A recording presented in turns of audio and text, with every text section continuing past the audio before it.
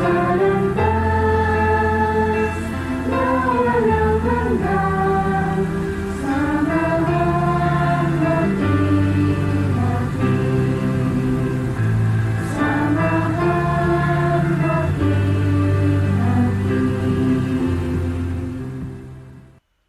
Isayas 6:1-3. Noong taong namatay si Haring Uzzias, ay nakita ko ang Panginoon na nakaupo sa isang tronong matayog at mataas, at napuno ang templo ng laylayan ng kanyang damit.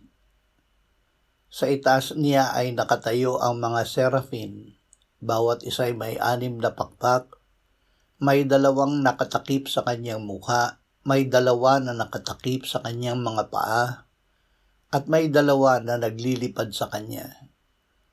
At tinawag ng isa ang isa at sinabi, "Banal, banal, banal ang Panginoon ng mga hukbo.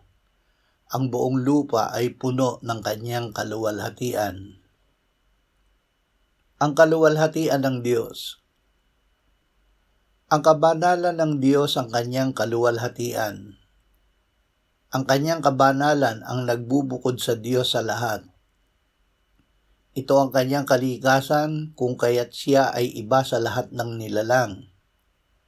Ang kabanalan ng Diyos ang kanyang katangian na hindi matitigan, kaya tinatakpan ng mga serafin ang kanilang mukha sa kanyang harapan.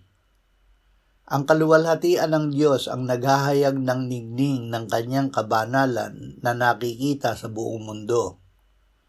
Ang kaluwalhatiang ito ay hindi lamang basta liwanag, kundi ang banal na presensya na nagpapatunay na siya lamang ang dapat sambahin.